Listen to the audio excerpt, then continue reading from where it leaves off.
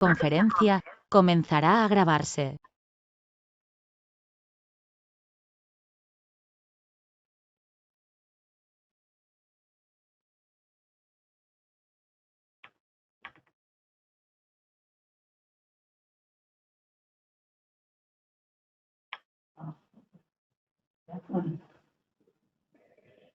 Buenas tardes, bienvenidos por fin a una conferencia presencial en la sede del Colegio de Geólogos después de tanto tiempo de pandemia. Realmente hace prácticamente 2 años que no nos vemos las caras presencialmente.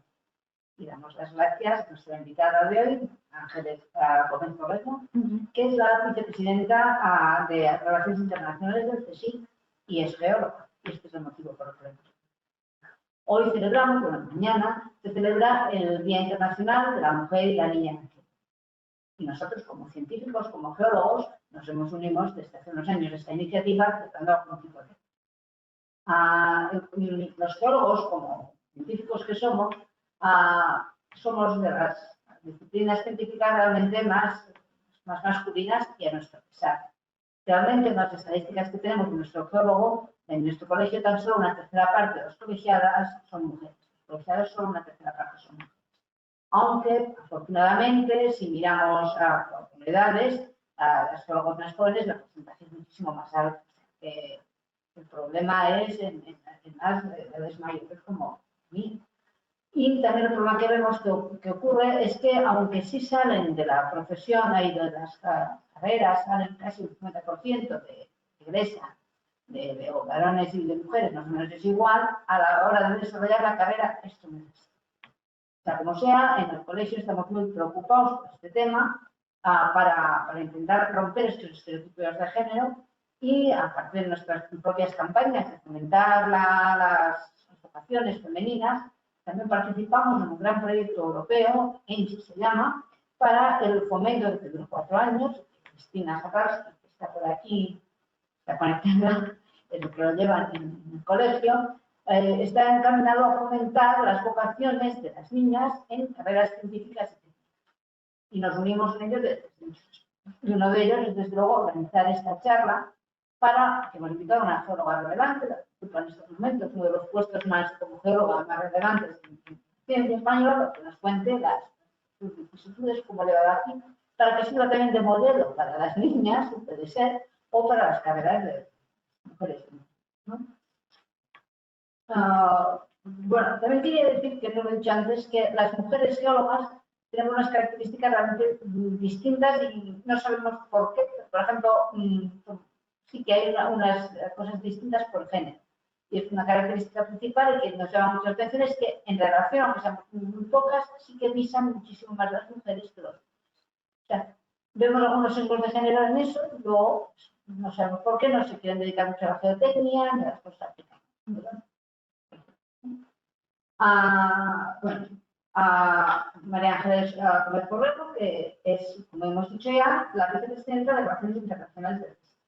Es geóloga por la Universidad Complutense de Madrid, desde en el año 1977, y realizó el doctorado en el Instituto Nacional del Carbón de Oviedo. La tesis la defendió en el año 1990.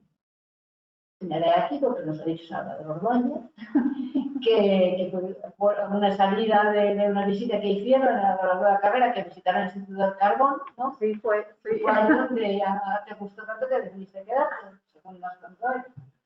Y bueno, después de una estancia de casi 3 años en el Instituto del Carbón y de petróleo en la Universidad de Queensland, en Alemania, y estancias más cortas en Reino Unido y Noruega, retornó a España a finales de 1995 para incorporarse de nuevo al INCA, dentro del que fue vicedirectora desde septiembre de 2007. Su trabajo científico tiene una vertiente geológica, en la que se dedicó al estudio de diversos combustibles fósiles en relación con su origen y sus posibilidades de aprovechamiento, y también una vertiente industrial. En esta última, los trabajos se han enfocado al estudio del comportamiento del carbón en calderas de carbón pulverizado, el estudio de la estructura y reactividad del char, y desde 2004 se ha dirigido a las tecnologías de captura y almacenamiento de CO2, en concreto al proceso de oxicombustión. Inició también una línea de enfoque histórico del cambio climático, la que se estudian indicadores del cambio climático en sedimentos orgánicos y del que fue el responsable de este tipo de investigación hasta que se dedicado a la gestión. A la gestión, sí. Esos trabajos se desarrollan en el marco de proyectos nacionales e internacionales, tanto en Europa como en Latinoamérica. Y se plasman más de 40 publicaciones, revistas científicas, presentaciones y congresos y labores de formación, incluyendo tesis doctorales, cursos, conferencias y seminarios. Dentro de la colaboración internacional, ha de destacarse el trabajo en el Comité Internacional de Petrografía del Carbono, como responsable de la comisión dedicada a las aplicaciones geológicas y la coordinación de varios grupos de trabajo dentro de este mismo organismo. Nada más, le damos la palabra a Ángeles para que nos hable del papel de las geólogas en el CSIC. Muchas gracias. Pues muchas gracias, Esther. Me voy a quitar la mascarilla porque así además me veis la cara y es más fácil entenderme al hablar. Lo primero que quiero hacer ante todo es darle las gracias al ilustre Colegio Oficial de Geólogos, ese nombre tan rimbombante que tiene, por haber tenido la idea de invitarme a participar hoy en esta charla del día en el que celebramos el Día de la Mujer y la Niña en la Ciencia. Para mí es un orgullo venir aquí a la sede del Colegio de Geólogos como geóloga, como mujer y antes como niña, aunque ya cuando empecé a estudiar geología ya tan niña no era. Así es que quiero darle las gracias a Esther y a Miguel por haber estado... Manuel, perdón. Él ya sabe que le llamo Miguel todo el tiempo, ahora que forma parte de nuestro equipo de BRI. Así es que perdonadme todos, Manuel Regueiro, por supuesto.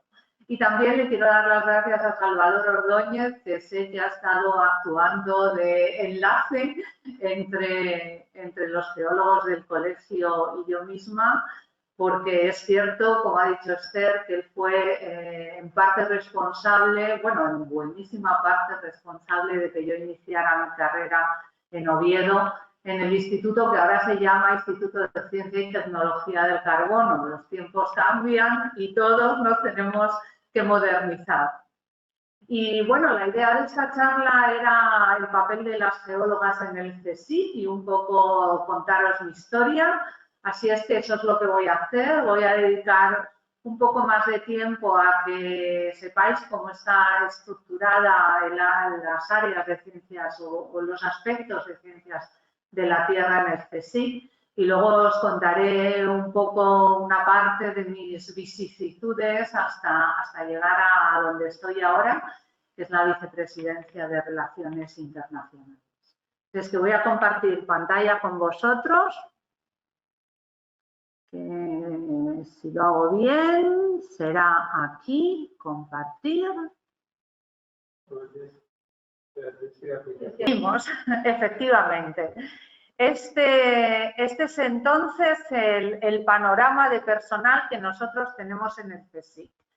Somos en total 13.330 personas, de las que veis ahí que el personal técnico es alrededor de 4.345, el personal en formación que está realizando tesis doctorales o de máster es 1.483 y los técnicos son casi 6.000 y siempre se quejan nuestro personal de gestión de que son muy pocos, solo 1.645 para gestionar todo el trabajo de proyectos, personal y todas las actividades que tienen que llevar a cabo.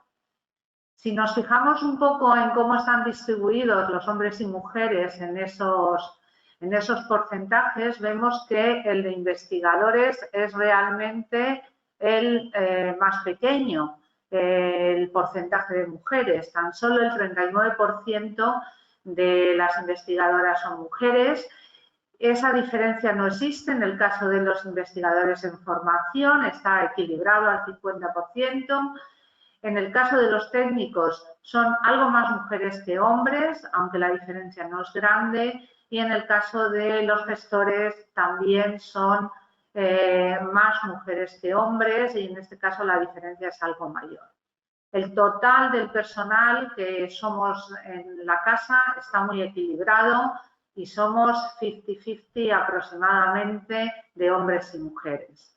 El 40% del personal es laboral temporal y el resto pues somos permanentes.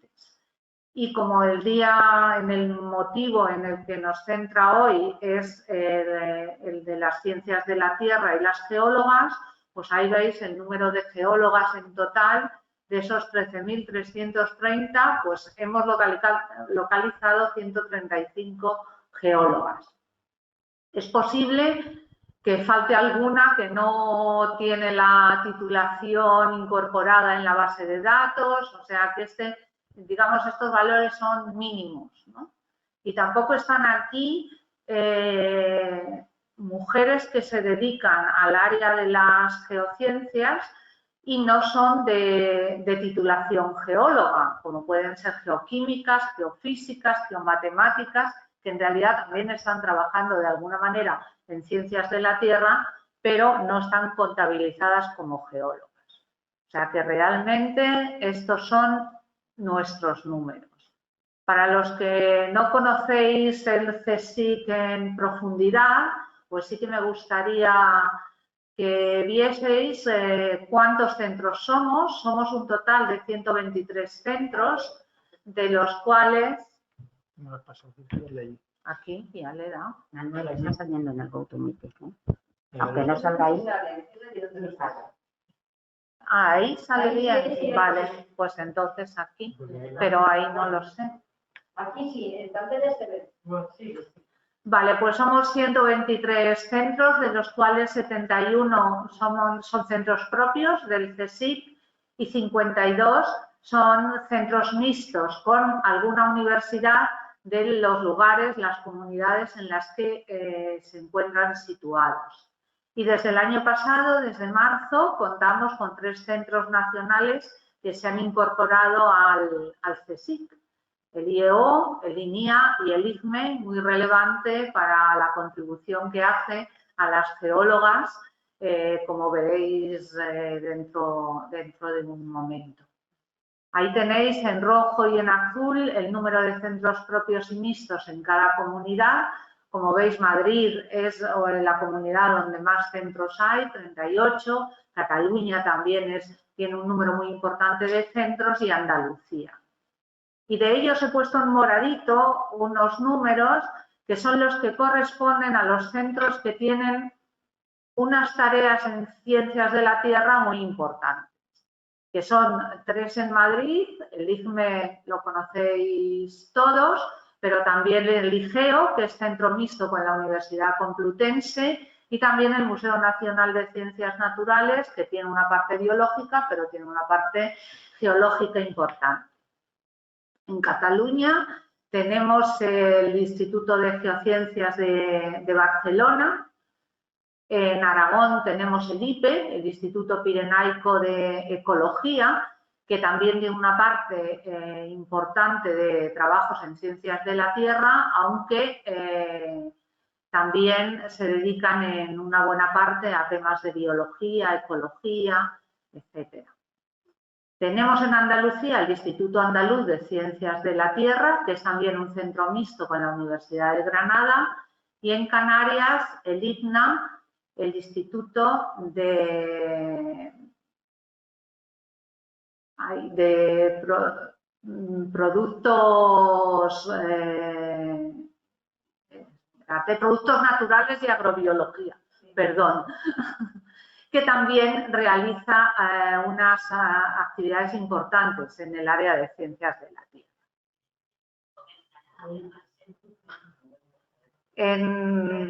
Si miramos cómo estamos estructurados nosotros,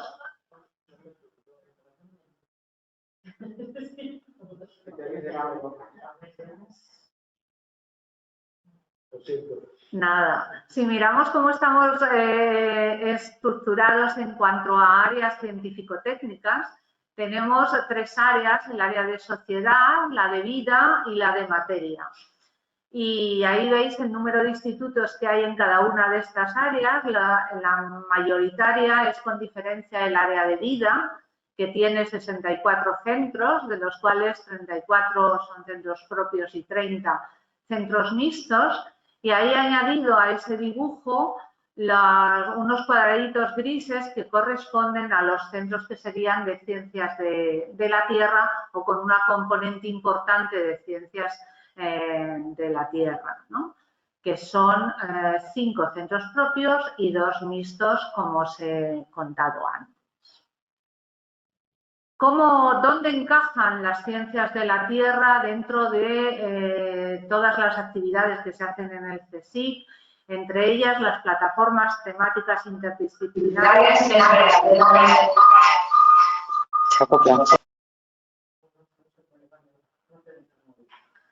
que es una de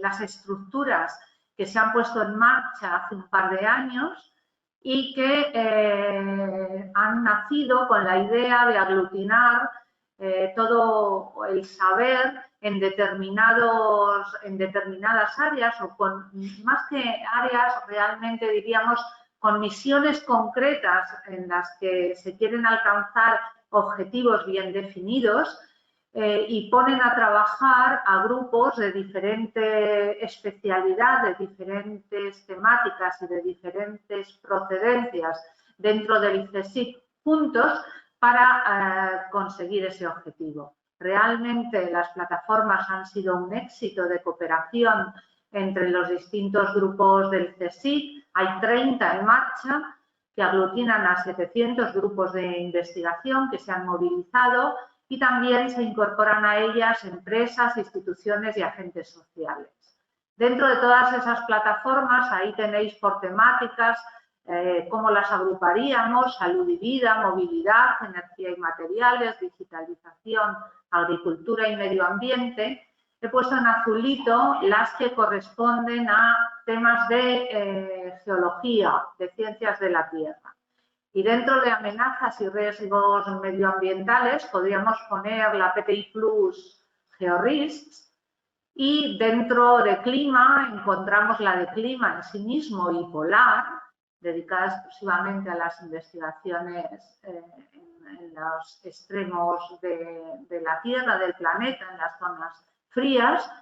Y dentro de ciencias sociales y humanidades encontramos la plataforma País, en la que todos los temas de patrimonio, conservación de patrimonio, degradación estarían incluidos. O sea que, como veis, las áreas de ciencias de la Tierra están incorporadas en estas plataformas.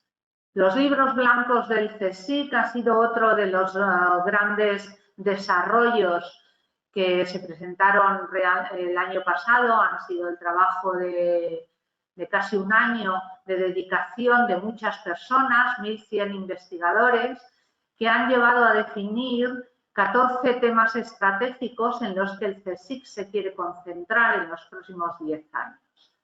Y ahí tenéis todas las temáticas hasta 14, no voy a entrar en ellas, pero sí he resaltado las que tienen que ver de nuevo con ciencias de la Tierra. Sistema Tierra para un futuro sostenible está realmente relacionada con las ciencias de la Tierra.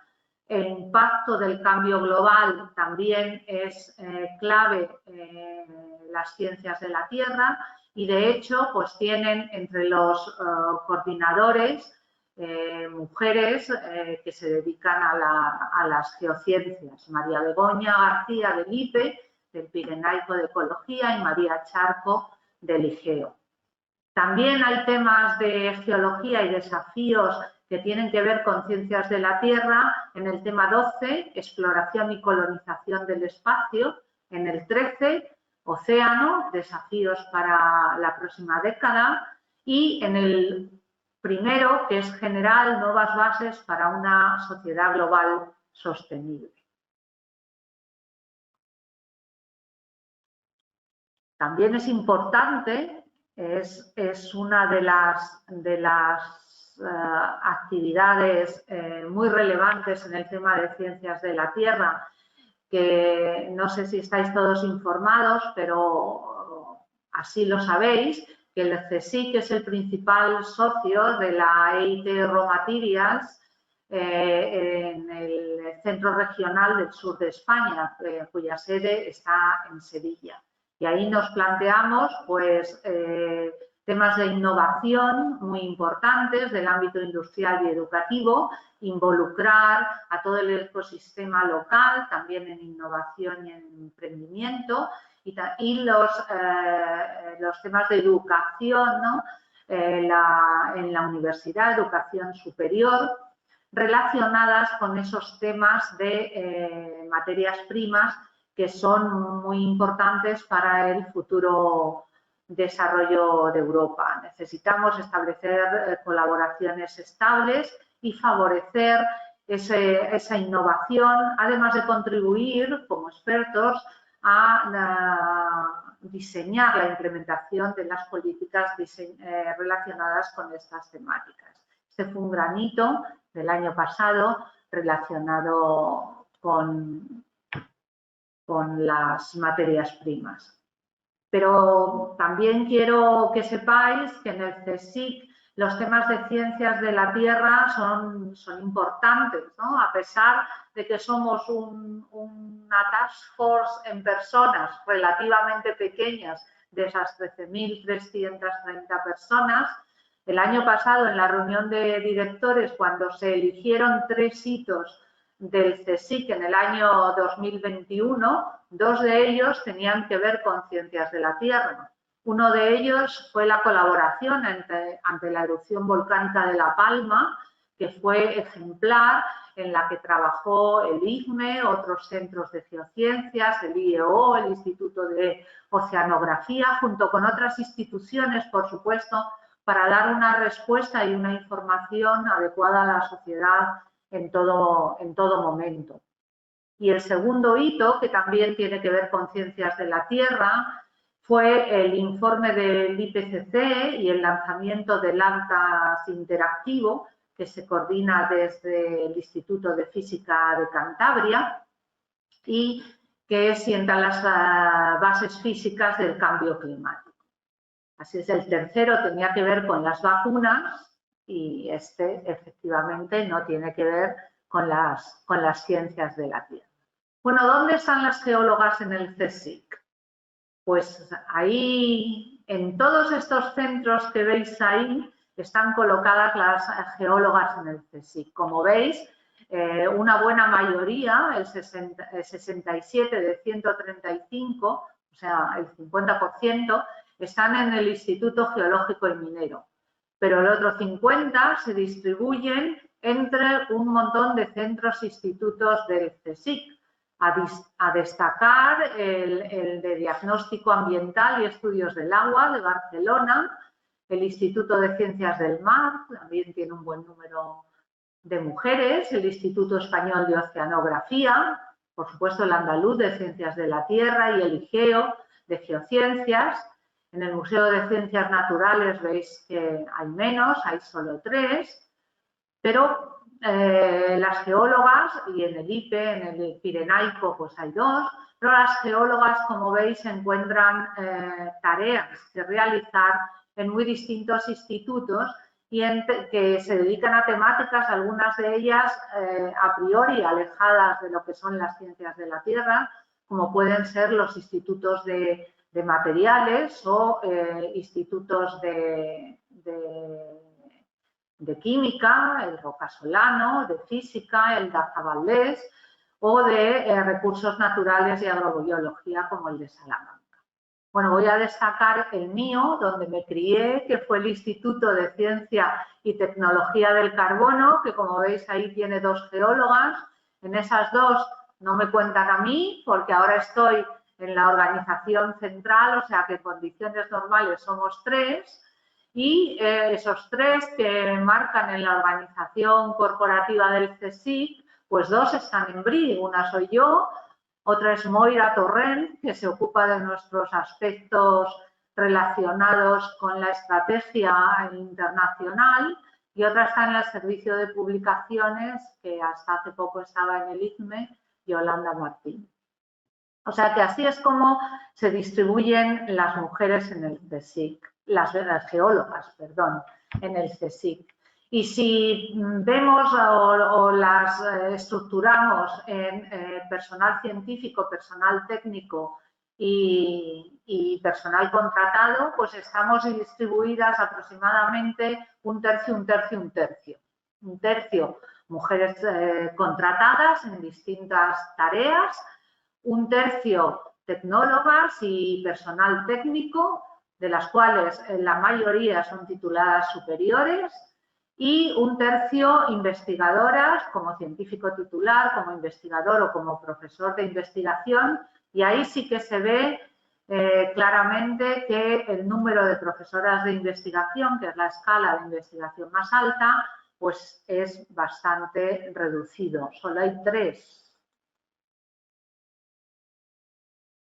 Vamos, como hoy celebramos el Día de la Mujer y la Niña en la Ciencia, pues vamos a ocuparnos durante un par de transparencias al menos de los sesgos de género, cómo están colocados los hombres y las mujeres respecto a algunos aspectos. Aquí vemos el personal investigador. En la parte más izquierda empiezan con predoctoral, luego postdoctoral, los Ramón y Cajal, y luego las escalas permanentes de científicos, científicos titulares, investigadores y profesores de investigación. ¿Qué es lo primero que nos llama la atención? Pues que eso tiene una forma de pinza muy clara. Cuando empiezan las tesis doctorales, los hombres y las mujeres son el mismo número o equivalente, y a medida que se va progresando en la carrera investigadora, pues las mujeres van quedándose rezagadas o digamos en un menor número comparada con los hombres hasta llegar a la escala más alta, que es la de profesores de investigación, donde evidentemente solo el 26,9% son mujeres y el 73,1% son hombres. Esto no son geólogas, son todo el personal investigador del CSIC. Pero he puesto aquí los números que corresponderían al IGME, que los podemos tomar como un lugar donde los geólogos están más concentrados, y vemos que también existe esa diferencia en el personal técnico. Pues la diferencia es de 58,7 para hombres, 41 para mujeres, y en el científico aún es mayor la brecha, 68,3 para hombres y 31,7 para mujeres. En este caso están todos juntos las 3 escalas de investigación. En el CSIC hicimos un ejercicio de mirar cómo estamos en las distintas áreas científico-técnicas.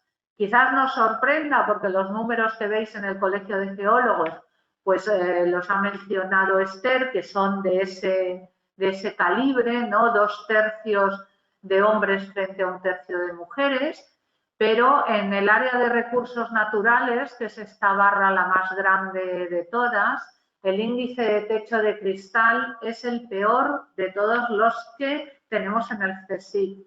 Fijaros que el siguiente es químicas, ciencias y tecnologías químicas, que tiene un 1,78 de techo de cristal. En recursos naturales estamos en 2,59.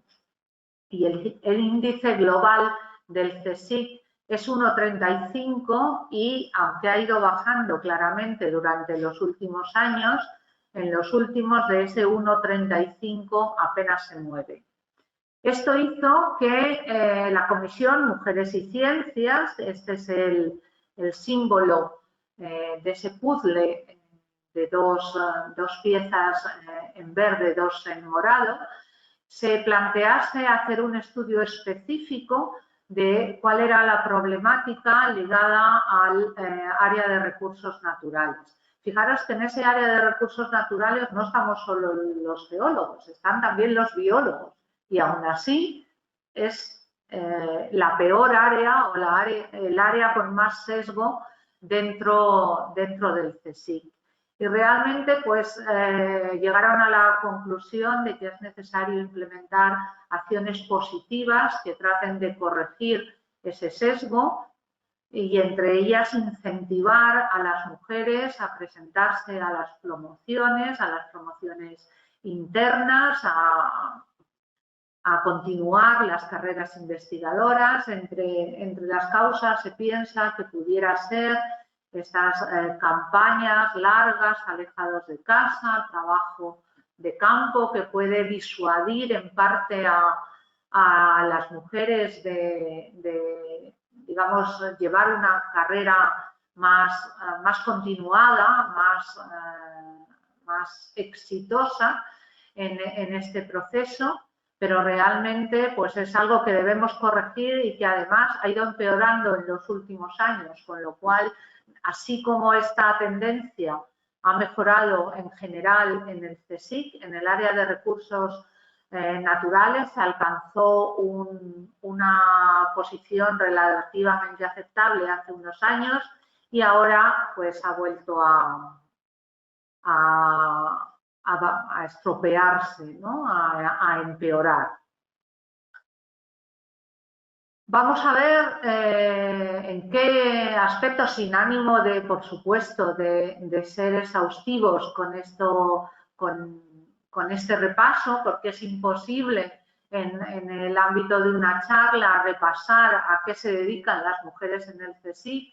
Sí que me gustaría resaltar algunos lugares donde las geólogas del CSIC han sido protagonistas. Y, por supuesto, durante la erupción de La Palma ha sido uno de los eventos donde hemos observado y tenido las caras, las imágenes, las opiniones y la experiencia de geólogas como Inés Galindo, Juana Vegas, Miguel Sánchez, María José Jurado.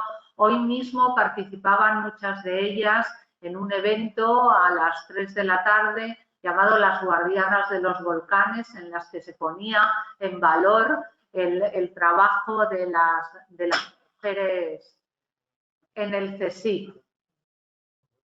Otro caso en el que las geólogas, en este caso María José Jurado, es protagonista, pues es un caso de éxito de un proyecto de la EIT Raw Materials que trataba de utilizar imágenes hiperespectrales para la exploración del subsuelo. Y ese proyecto lo coordinó ella, un proyecto europeo grande que al final acabó en una empresa de base tecnológica, en un spin-off, dando lugar a un producto en el mercado, ¿no? Eso también le valió el tercer premio como emprendedor de la EIT Raw Materials y finalmente pues nos permite o le permite tener una empresa que puede desarrollar futuros mercados, como puede ser la exploración de Marte o todo el trabajo relacionado con el Green Deal europeo o buscar capacidades de almacenamiento en el subsuelo y participar en la exploración de túneles y otras infraestructuras. En otro orden de cosas, podemos mencionar la litoteca del IFME, que es una infraestructura muy singular que da servicio a todos los investigadores en ciencias de la Tierra en lugares muy diversos y almacena ese material precioso de los sondeos debidamente clasificado y debidamente ordenado para ponerlo a disposición de todos los investigadores. También Elena Velayos Mayo es la cara que enseña y nos lleva a visitar esa litoteca. Otras caras femeninas en la investigación de la Antártida las tenemos en el Instituto Andaluz de Ciencias de la Tierra, Carlota Escutia, y más joven, Julia Gutiérrez Pastor, que trabajan en buscando las claves del cambio climático en la Antártida y llevan coordinación de proyectos integrados en el Consorcio Europeo para la Perforación Científica Oceánica. Otros proyectos singulares que podemos mencionar, en los que las mujeres han tenido un papel protagonista porque han sido coordinadoras, como Patricia Córdoba Solá del IDAEA. En este caso es un proyecto de geoquímica de recuperación sostenible de elementos de alto valor.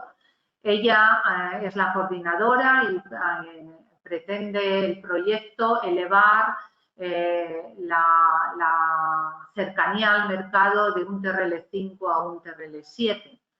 Y ya en otros aspectos relacionados con el patrimonio tenemos un proyecto liderado por Mónica Álvarez de Huervo, que también se ocupa del análisis del deterioro en ambientes de aguas embalsadas del patrimonio cultural en piedra, ¿no? Es un proyecto grande, coordinado, con muchos actores diferentes, en el que también participa el IGME, el Instituto Geológico y Minero. El IGME tiene una página de difusión en el que las geólogas alcanzan visibilidad, y ahí tenemos ejemplos como el de Marta Campesino, Estefanía Llave y Rosa María Mateos, que continuamente están aportando información para acercar a la sociedad las ciencias geológicas. Por supuesto, la tarea ingente que realiza el IGME de mapas, informes sobre materias primas y otros muchos aspectos, hidrogeología, clasificación de recursos y reservas, colaboración con ministerios, publicaciones y tener cuidado y tener al día la base de datos en el que toda esta información se almacena. Y ahora ya sí, un poco voy a contaros mi vida, que no va a ser, por supuesto, un currículum, pero me encanta la foto que eligió Esther para ponerla en la página web, porque si yo me tengo que definir a mí misma con una sola palabra, diría que soy petrógrafa.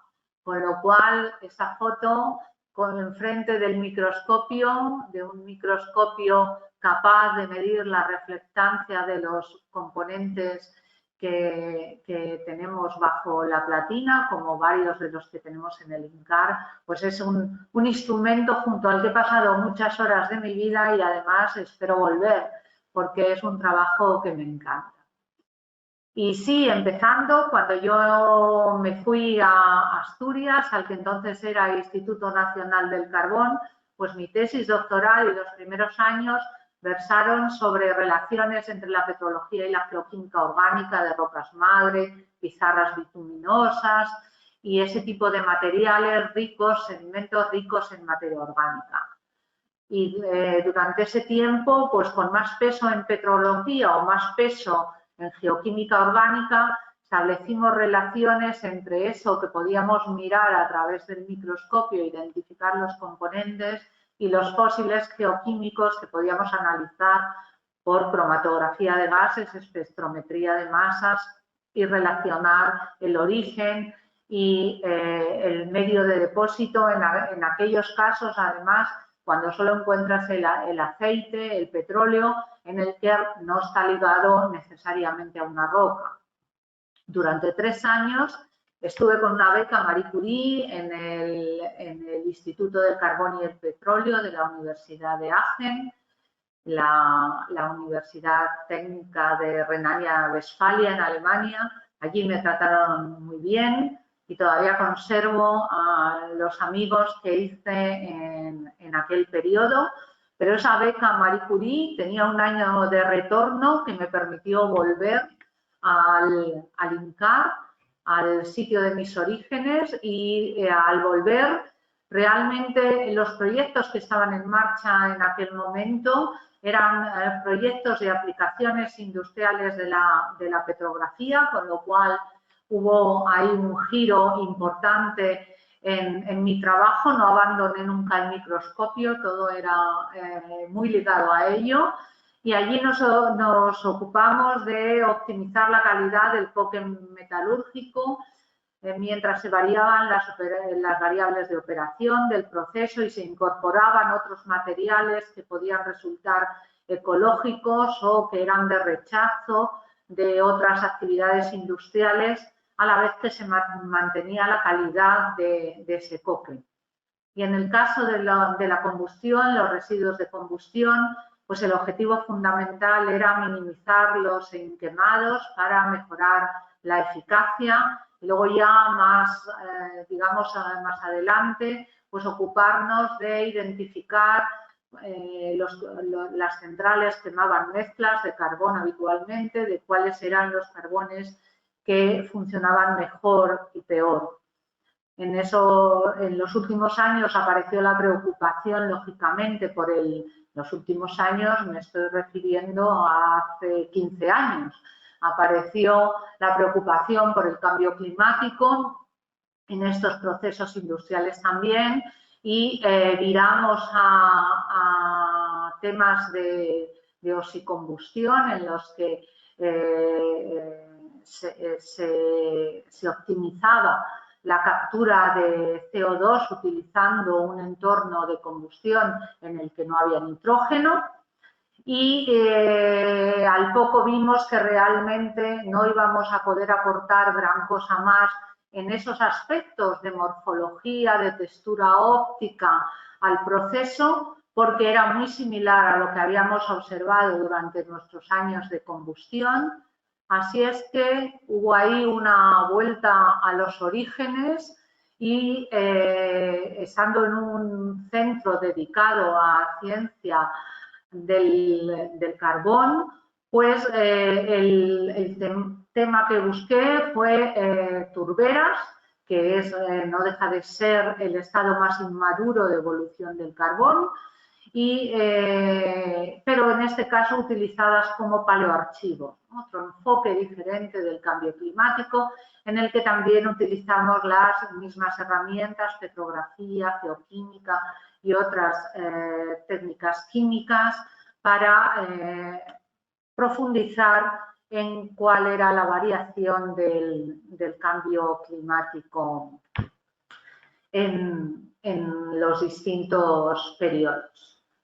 Sí que me gustaría decir que una de los aspectos que son importantes a la hora de, digamos, evolucionar en la carrera científica es ir aceptando retos, ¿no?, que se te van presentando en diferentes momentos, y aquí quisiera destacar, pues dentro de la Research Fund for Coal and Steel, que era la antigua CECAM, que se dedica a financiar proyectos de carbón y acero, pues empecé evaluando proyectos, después participando en el grupo TGC2, el grupo de trabajo 2 que se dedicaba a la conversión del carbón. Había 3, el de minería, que era el 1, el 2, que era el de conversión, y el 3, que era el de combustión.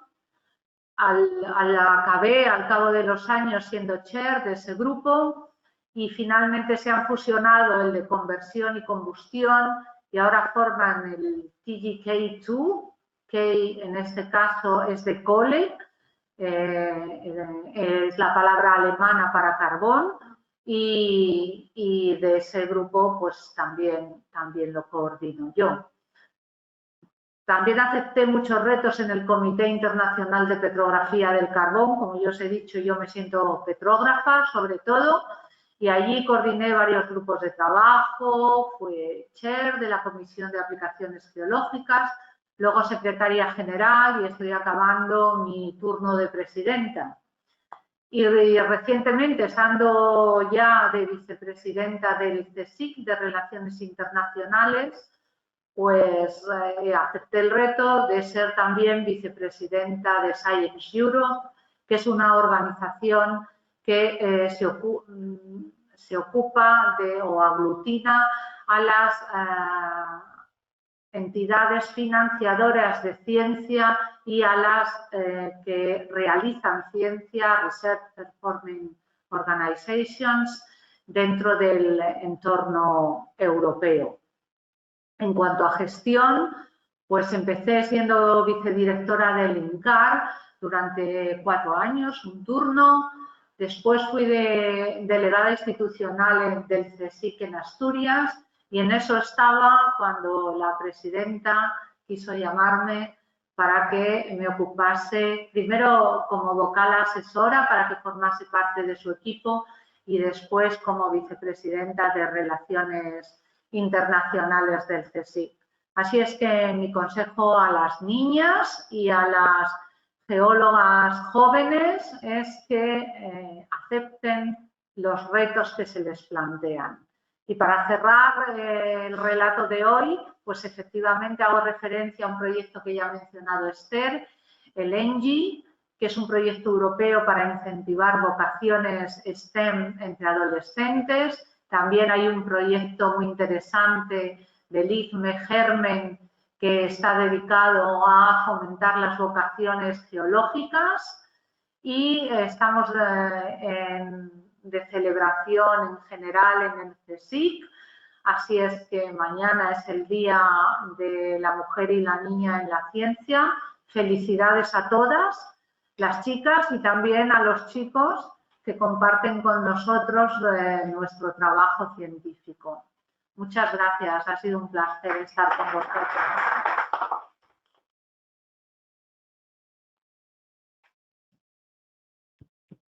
Muchas gracias, Ángeles. Ahora abrimos un poco un pequeño debate. Sí, te vamos a hacer preguntas para que nos expliques lo que ha quedado en el tintero hacia nosotros, ¿no? Yo te preguntaría por qué estudiaste geología, ¿cómo vino tu vocación? ¿Te gustaba una profesora o un profesor o cómo? Pues la verdad es que no. Y sí que me gustaría... Esto está encendido. Sí que me gustaría decir que creo que eso ha cambiado mucho comparado con los tiempos en los que yo estudié, pero la geología estaba al final de los temarios. Y muchos de los profesores de ciencias naturales que teníamos a lo largo de los estudios eran más biólogos que geólogos, con lo cual la geología pues la pasaban un poco por alto. Pero a mí siempre me gustó la geología. Reconozco que lo que me atrajo a la geología fue la mineralogía, era lo que más me llamaba la atención, aunque luego yo estudié petrología sedimentaria una vez que empecé la carrera, que fue lo que más me gustó. Y bueno, de alguna manera, aunque con carbón no lidiamos mucho durante los estudios, pero luego con petrología sedimentaria seguí mi vida, ¿no? Sí. Ahora que viendo tu trayectoria, se ve cómo ha evolucionado también la minería del carbón en España y el ocaso, ¿no?, de la minería del carbón. Pero también es muy interesante que te has dedicado a todo esto para los estudios de cambio climático y tú has estudiado como indicadores. Y estaría muy bien que todos los científicos supieran que igual la base de todo estudio de cambio climático es la geología, que digamos nosotros, ¿no?, para esa variación. Sí, efectivamente. Por supuesto, las bases físicas del cambio climático pues las estudian los que se ocupan de la atmósfera, los físicos de la atmósfera, pero las bases terrestres del cambio climático las vemos en los sedimentos, ¿no? Y hay muy diferentes. Yo me centré en las turberas porque además era una oportunidad muy especial, ya que estaba en el norte de España, que es el límite sur, digamos, para las turberas ombrotróficas, esas que se alimentan por agua de lluvia exclusivamente y que están más ligadas al cambio climático. Y en la cornisa norte hay bastantes, las hay en Galicia, también en Asturias y en el País Vasco, pero era una oportunidad muy especial al ser además España, ahí la cornisa norte, un límite entre el área mediterránea y el área atlántica y ser muy sensible a las variaciones. Pero, por supuesto, en todo tipo de sedimentos, sedimentos de lagos, sedimentos marinos, encontramos todas las huellas del cambio climático, la Antártida. Y bueno, y también, ya voy cambiando un poco y hablando otra vez de la cuestión de género, que sea como sea, aunque seas muy optimista y todo, hemos visto los datos que nos ha dado el CSIC, que realmente hay pocos geólogos y muy pocas mujeres, porque si quitamos el Instituto Geológico, acabamos de entrar, los demás. Bueno, ¿Por qué crees que es eso? Que hay tan pocas geólogas. No te sé decir, pero realmente no hay tan poca gente dedicada a ciencias de la Tierra, como te decía. Es que realmente cada vez es todo más interdisciplinar y hay muchos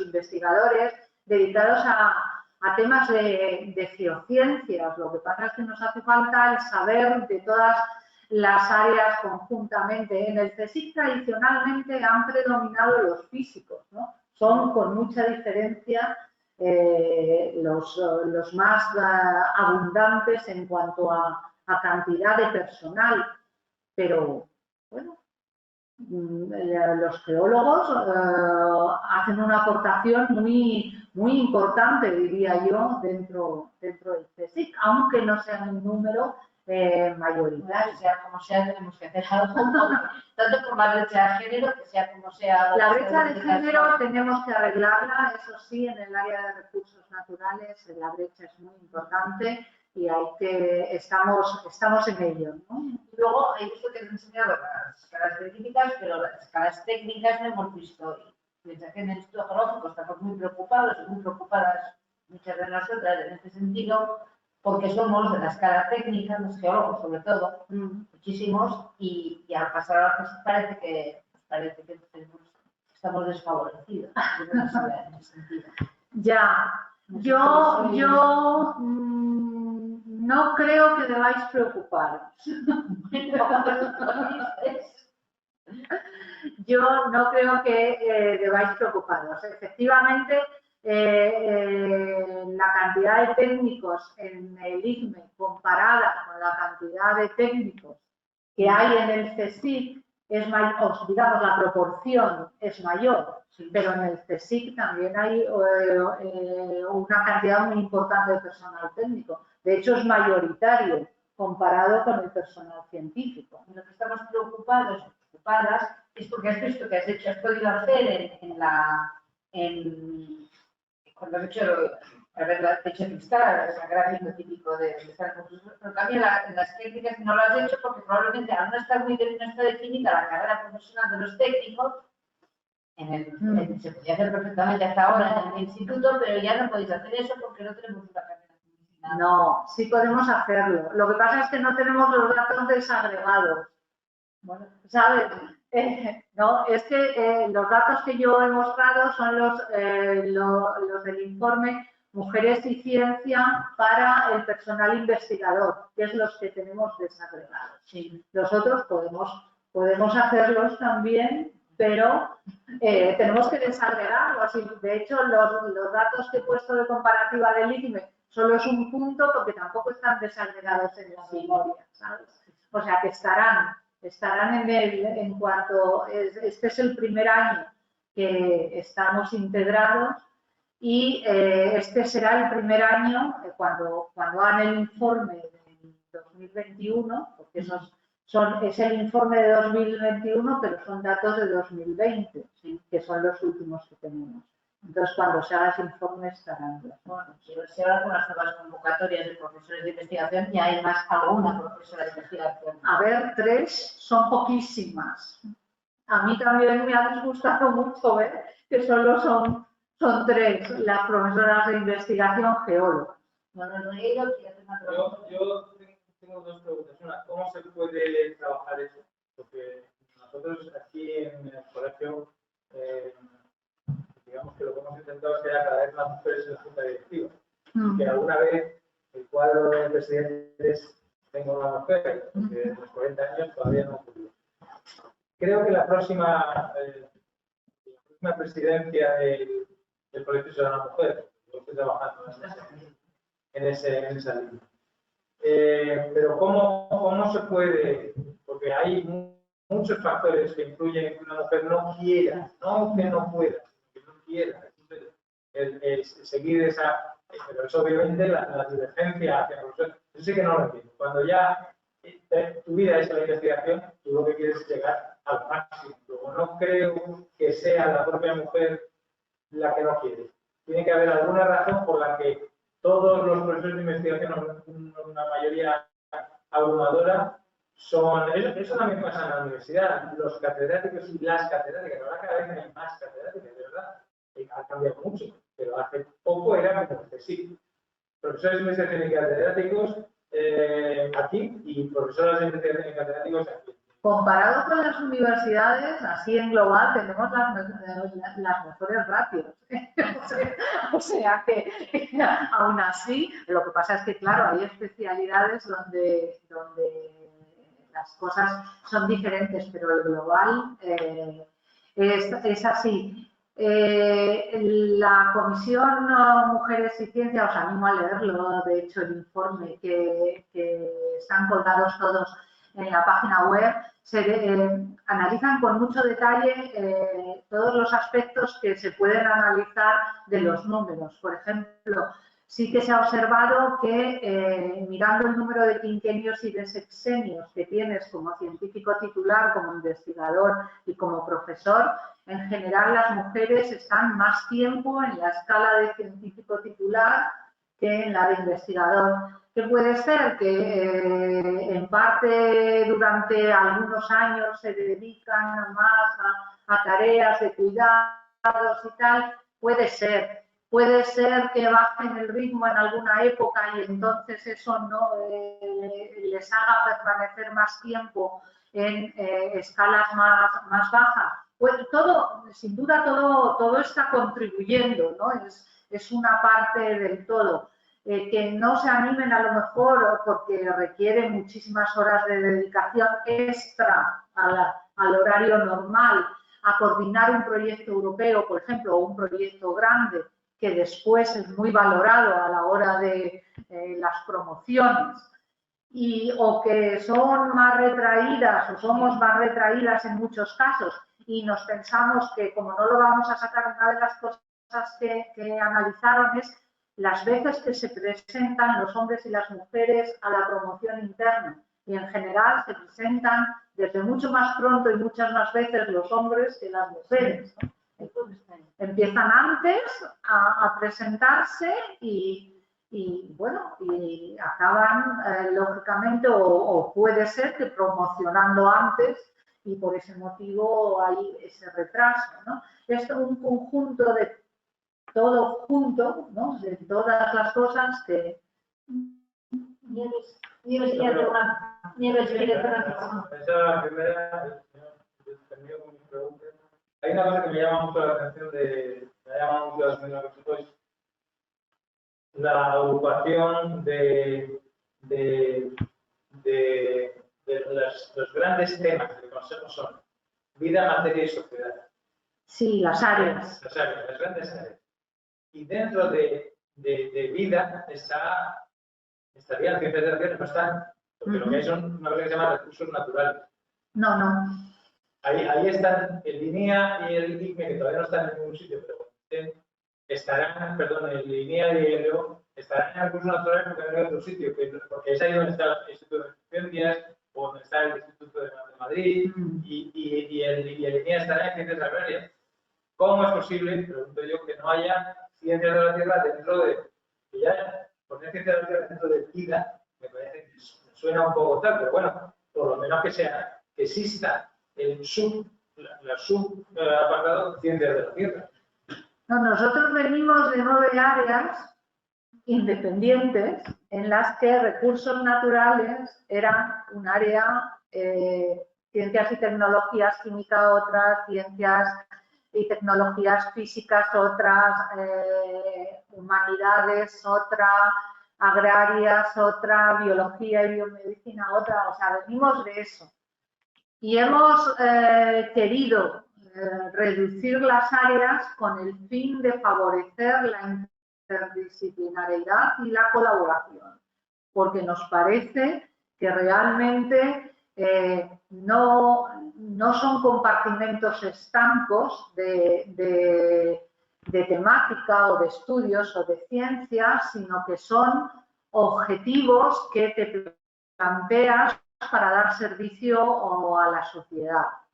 Y por ese motivo se ha querido fomentar esa interdisciplinaridad. Estoy de acuerdo contigo en que el área de vida nos ha quedado muy grande, porque está todo, está todas las biologías, zoología, botánica, está toda la biomedicina, que es otro área diferente, y están ciencias de la tierra, o sea que ha quedado muy grande. Es posible que eso pueda mejorarse y de hecho estamos trabajando en mejorar esa distribución para que no sea tan grande una de las áreas comparadas con las otras. Pero eso no va a llevar a sacar ciencias de la tierra sola, porque lo que se pretende es fomentar la interacción entre diferentes disciplinas científicas.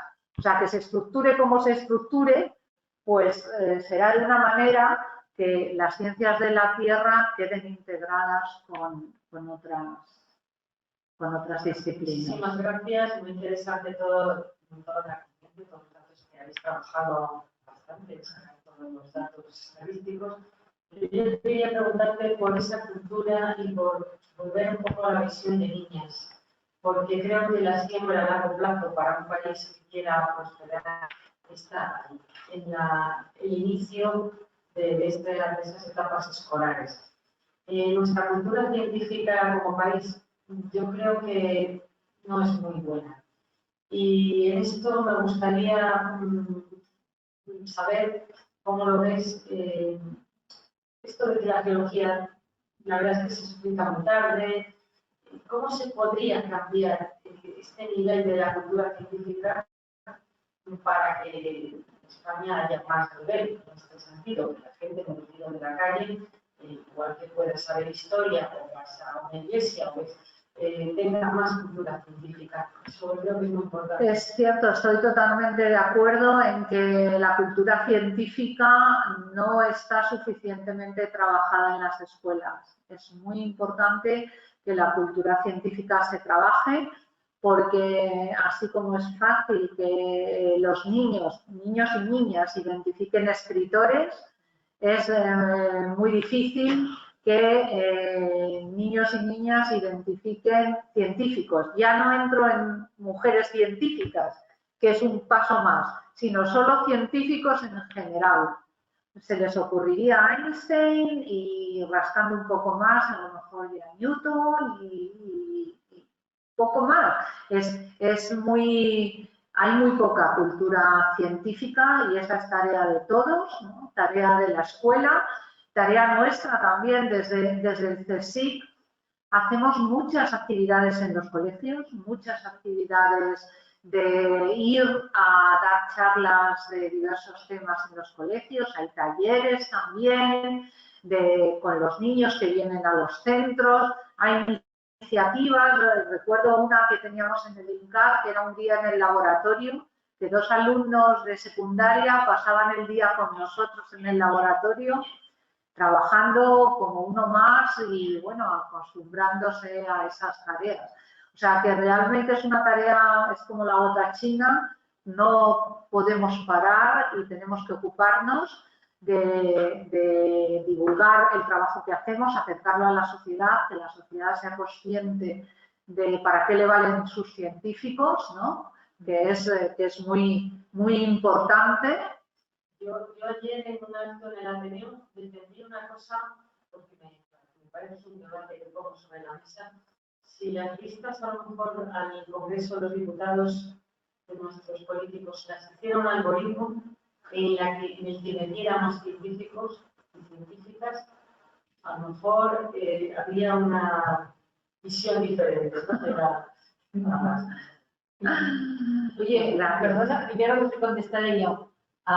Me hice la tesis de historia de la geología. Sí. Y en el siglo XIX, mediados, la mayoría de los diputados eran ingenieros.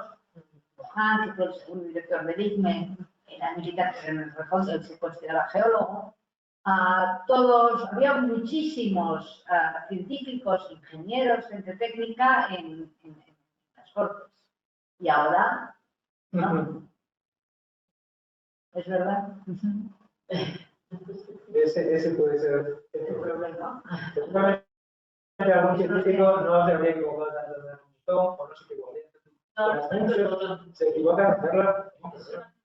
No se equivocan tanto. El demostrar las cosas, el no poder no. Quizás un debate de un científico tenemos que demostrar las cosas. Es distinto. Se ha hecho mucho para que el Parlamento tenga una asesoría científica y se ha creado algo. Sí, hay una iniciativa de ciencia en el Parlamento que, bueno, por algo se empieza, ¿no? Dando a... En el Reino Unido, todos los asesores parlamentarios, hay un centro de científicos asesorando a todo parlamentario que quiera preguntar porque no entiende lo que pone en la ley que ellos han dado. Los científicos están metidos en el Parlamento como una oficina propia. Y entonces, cualquier parlamentario que al final no tiene por qué ser científico puede preguntar y tener asesoramiento científico sobre las cosas que vota. Porque con la legislación que se emite, entonces eso sería súper normal, ¿no? Bueno, ya la pandemia ha sido un paso importante adelante, ¿no? Para tener la consideración de los políticos, ¿no? y la información.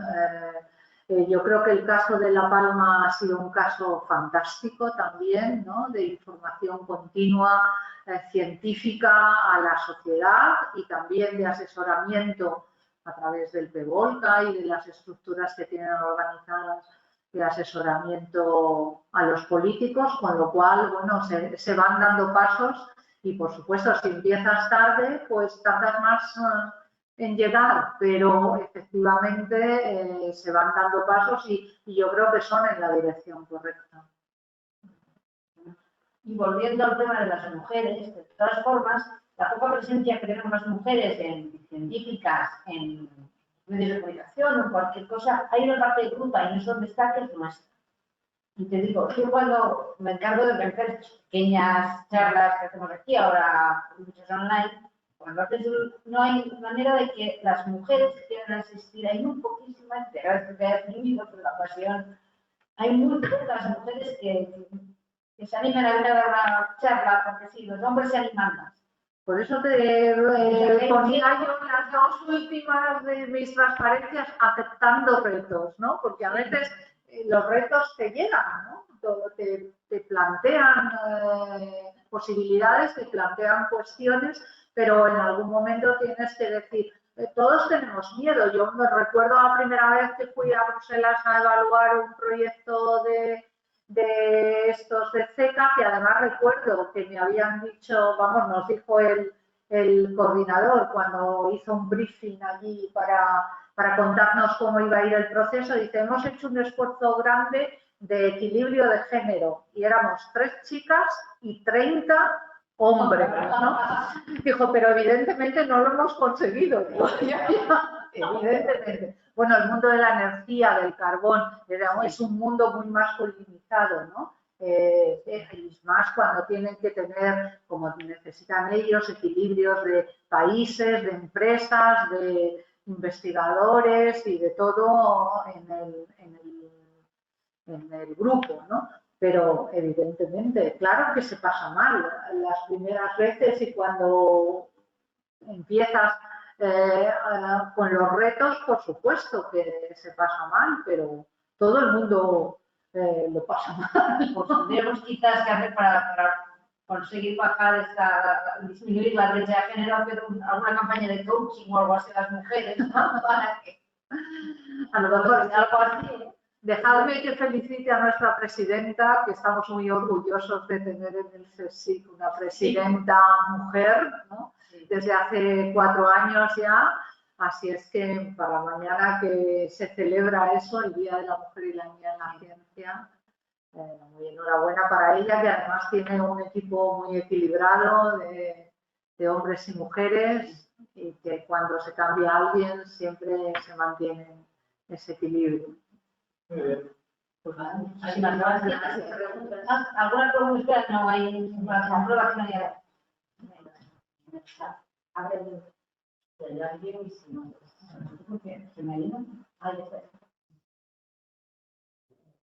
Como los hemos dejado para el final, pobres, se han cansado. Pero el problema de que nosotras mismas, y esto Nieves lo sabe, no sabemos dónde está ese problema, pero nos cuesta muchísimo que den el paso. Yo lo sé.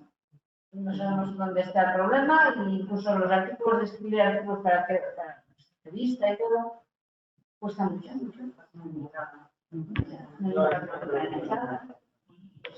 Damos las gracias y creo que ya podemos dar por terminada la... Muchas gracias a vosotros.